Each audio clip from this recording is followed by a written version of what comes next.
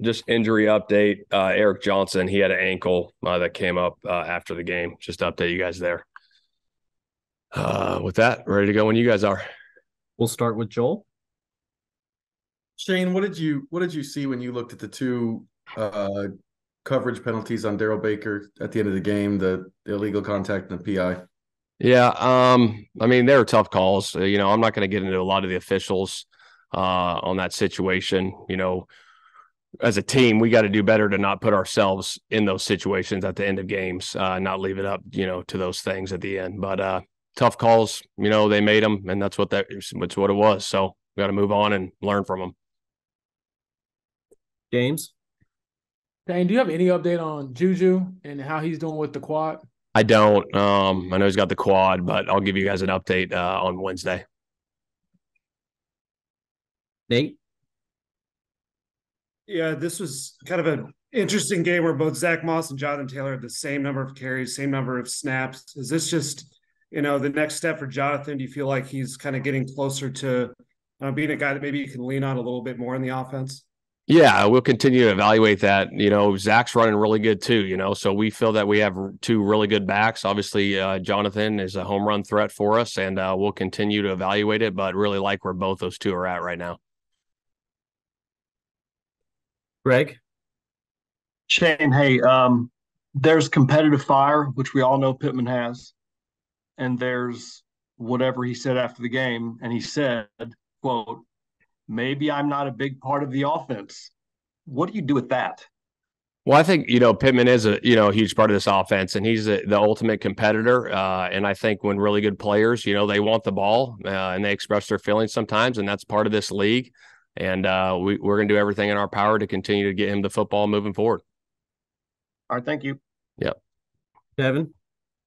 Shane, will you send in either of those calls to the league to get clarification? Yeah, we'll look at those things. Yeah, every week we send in certain things. Yeah. And those will be two of them you send in? Maybe. And then the other, when you went back and looked at the end of the first half, game management wise, any regrets over how you handled things? Yeah, I mean, the backed up there, I got aggressive, try to, instead of just throwing something quick, try to do a double move back there. Like I said, after the game, that was on me. And then, the third down call, we threw the screen there, kind of knocked us back to a 60-yard field goal.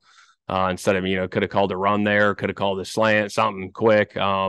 So, yeah, obviously I got to be better in those situations moving forward, learn from them and grow from them and move forward. Steven.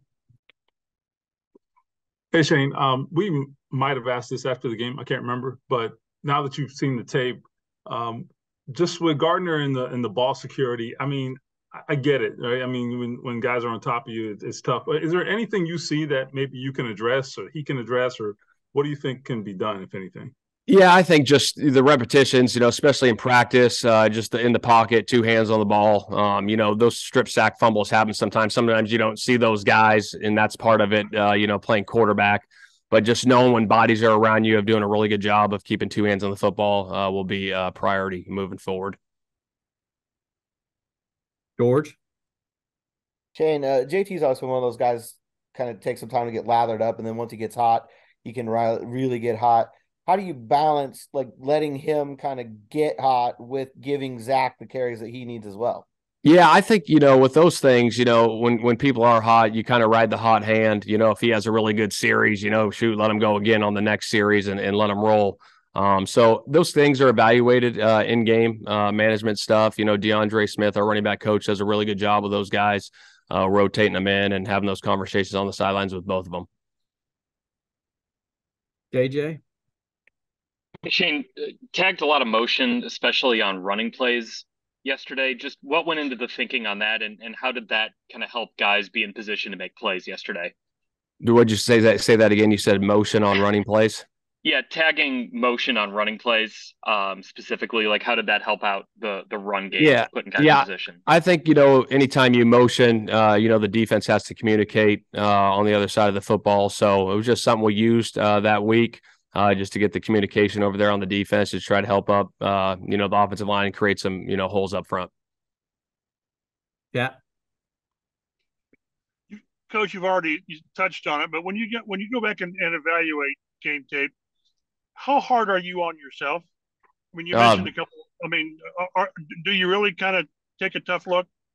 Yeah, absolutely. I mean, I think with anything, anytime you lose a football game, win or lose, you self-evaluate yourself and starts, we looking in the mirror and saying, hey, how can I have been better, win or lose the game, to help these guys? Because there's so much work that goes into this game, and these players, they fight their tails off week in and week out to prepare for 3 hours on Sunday. So as coaches, we got to do our best every single week to put them in position to succeed.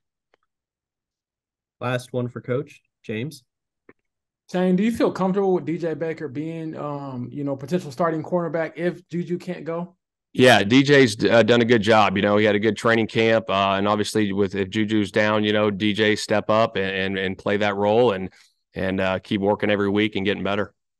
Actually, one follow up. What does Alec Pierce mean to your offense? Even though he might not have the same amount of targets or catches as other guys, I would imagine him being out there changes things for you. So what does he mean to like the production you see from Josh Downs and Pitt and others?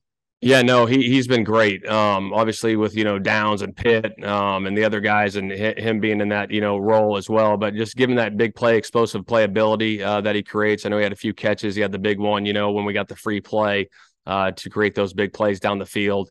And he'll continue and evolve in our offense. And, week to week, you never know like where the ball may go. Some weeks it might be Pitt for 10 catches, and the next week it might be Alec for 8, so there's one football, and we'll do everything in our power to get these guys the ball week in and week out.